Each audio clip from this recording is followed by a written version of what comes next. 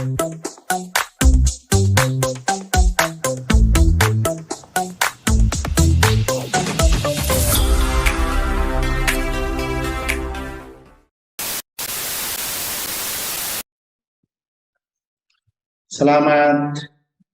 bertemu kembali, saudara-saudara pencinta belajar di sekolah riset.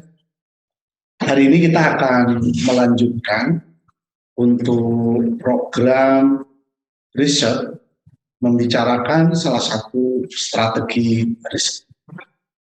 Kita akan membahas kali ini satu strategi di dalam penelitian kualitatif yang dikenal dengan life history. Dari kata history tentu akan tergambar ini adalah sebuah strategi atau metode yang akan berkaitan dengan tentang sejarah. Mari kita lihat materi pembelajarannya.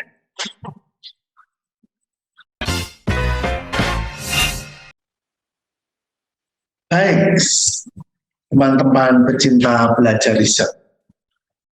Metode life history. Ini saya kasih sebuah gambar. Ini adalah salah satu karya life history yang cukup terkenal. The Jack Roller. Sudah ditulis dalam buku, dan buku ini merupakan hasil penelitian dari Jack Roller yang bercerita atau menjelaskan sebuah cerita panjang tentang kehidupan seorang pemimpin geng yang luar biasa. Oke, tapi kita akan belajar ke metodenya saja ya. Kita coba lihat apa yang bisa kita pelajari dari metode ini. Kita mengenal sebelumnya bahwa strategi penelitian ada kuantitatif, ada kualitatif. Nah, yang di belakang saya ini, atau di atas saya ini adalah strategi penelitian kualitatif. Ada semiotika, ada grounded research, ada studi kasus, ada fenomenologi, dan banyak lagi yang lain. Dan kali ini kita akan ngomong life history. Dan kita akan ngomongkan yang lain pada sesi yang lain. Ya. Jadi tunggu sesi berikutnya. Oke, life history. Kalau kita sepintas bandingkan secara sederhana saja ya, maka life history itu berbeda dengan metode yang lain. Dalam fenomenologi, ya, kalau saudara belum belajar fenomenologi, tolong dibuka video tentang fenomenologi itu. Kalau belum etnografi, ya dibuka etnografi ya. Paling tidak salah satu. Dalam fenomenologi itu upaya strateginya menjelaskan pengalaman hidup dari konstruksi pengetahuan yang terjadi atas fenomena-fenomena gejala dalam kehidupan sehari-hari. Tapi dikonstruksi ya, di dalam pengetahuan. Baik pengetahuan individu maupun kolektif. Nanti kita petakan. Menurut pikiran ini, sebuah kejadian itu terpikirkan, tergambarkan, terkonstruksi dalam satu model atau dalam dua model, atau bisa disebut sebagai dua kategori dan itu fenomenologi. Kalau etnografi itu arahnya mau menjelaskan kejadian-kejadian itu dalam relasinya dengan faktor budaya. Apa yang dipahami oleh budaya itu sehingga kejadian itu terjadi seperti itu. Jadi bukan tidak cukup oleh pengetahuan saja, tetapi oleh budaya, nilai-nilai yang ada di masyarakat. Karena bisa saja apa yang dipikirkan oleh seseorang itu tidak sinkron dengan nilai-nilai budaya. Nah, apa life history?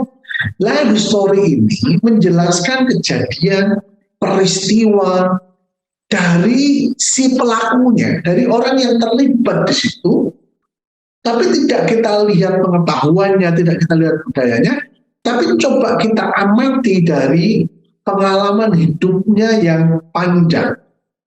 Ya, yang panjang. Berapa tahun kita amati? 5 tahun, 10 tahun. Ya, nah di situ nanti akan kita bisa melihat bagaimana perkembangan pemikiran, perkembangan keadaan, respon dia kepada segala kejadian itu, kemudian membentuk apa yang kemudian dia lakukan dan dia interpretasikan terhadap yang lain. Life history. Bisa satu orang, bisa dua orang. Nah, bagaimana kemudian life history ini kita kaji? Sebagai bagian dari penelitian kualitatif, tentu peneliti life history, ya, atau kalau saya atau teman-teman sekalian mau penelitian dengan life story, tentu perspektifnya subjektif.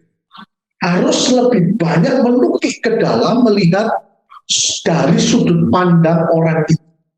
Bukan dari sudut pandang kita, bukan dari sudut pandang masyarakat, tapi coba dilihat di orang itu pengalamannya bagaimana.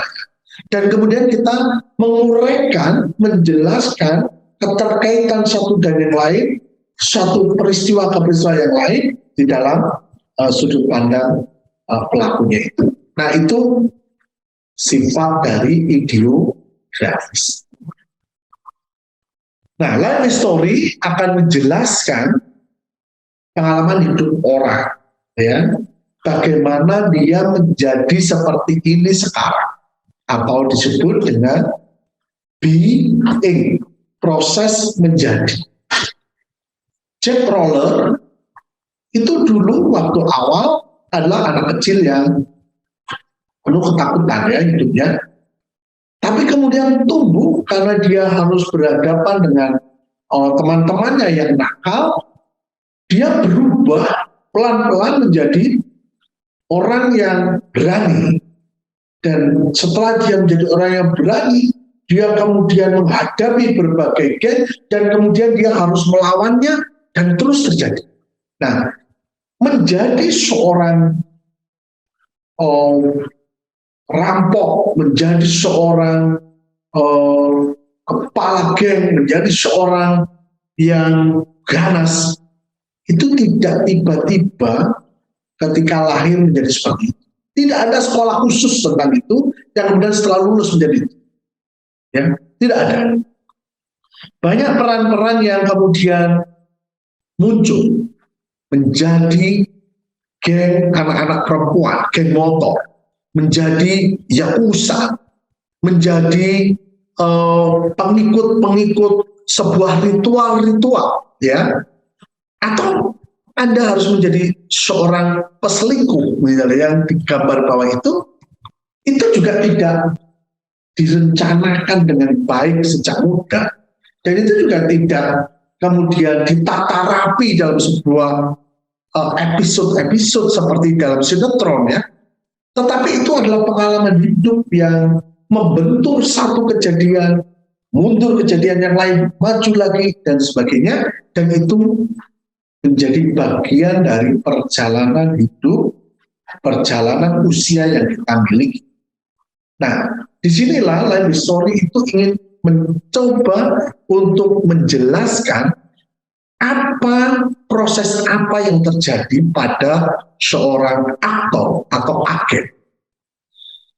Aktor adalah orang-orang yang mengikuti norma-norma, agen adalah orang yang bisa melakukan perubahan pada norma-norma itu.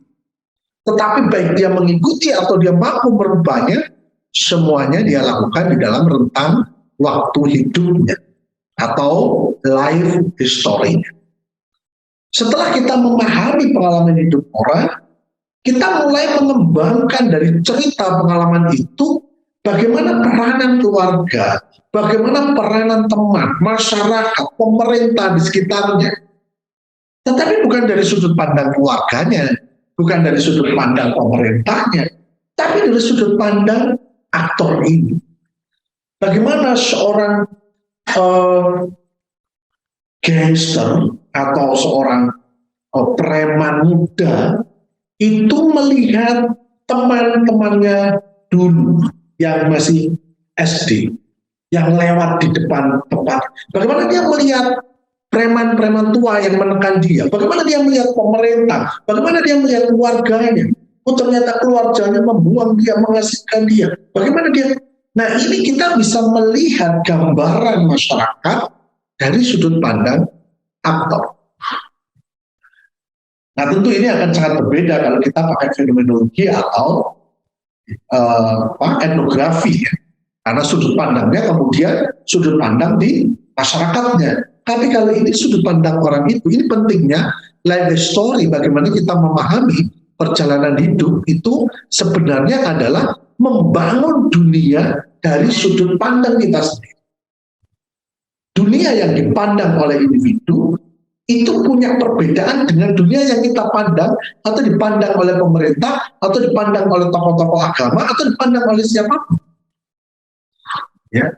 Dan kemudian kita mulai masuk lagi untuk memahami bagaimana interaksi dia dengan lingkungannya itu menjadikan kejadian-kejadian yang dia alami terjadi. Ya. Jadi misalnya dia katakan, saya sebenarnya tidak ingin menjadi seorang gangster, ya. Tetapi saya tidak punya pilihan lain ketika orang tua saya mengusir saya dari rumah karena saya dianggap nakal, dan kemudian di tengah jalan saya kemudian harus berhadapan dengan para preman-preman yang saya tidak punya pilihan lain, saya harus ikut preman itu, kalau tidak saya bisa mati. Nah, kejadian seperti itu dijelaskan sebagai bagian dari relasi interaksi sosial dia dengan lingkungan sekitar. Kemudian terjadi dinamika sosial, ya, apakah dia konflik dengan orang-orang itu, dengan negara dia harus konflik, atau dia kemudian mengalami solidarity, atau kemudian dia dipercaya menjadi bagian dari gengs itu, menjadi pimpinan dan sebagainya itu. Dan bagaimana pengaruh kehidupan masyarakat yang ada di dekatnya. Jadi life story akan melihat masyarakat dari sudut pandang pelakunya ini. Dan disitulah sebenarnya penjelasan tentang bagaimana dunia ini terjadi itu muncul di life story. Ya, menjadi anak nakal maupun menjadi anak baik pasti punya cerita-cerita yang akan terhubung dengan kejadian ini. Okay? Peristiwa-peristiwa bisa dijelaskan mengapa ada kawin muda, mengapa ada the Great Series, mengapa ada anak-anak yang menjadi punk. Semua manusia memiliki catatan hidupnya sehari-hari yang itu membentuk perilakunya dan membentuk sudut pandang dia tentang masyarakat dan membangun dunianya sendiri.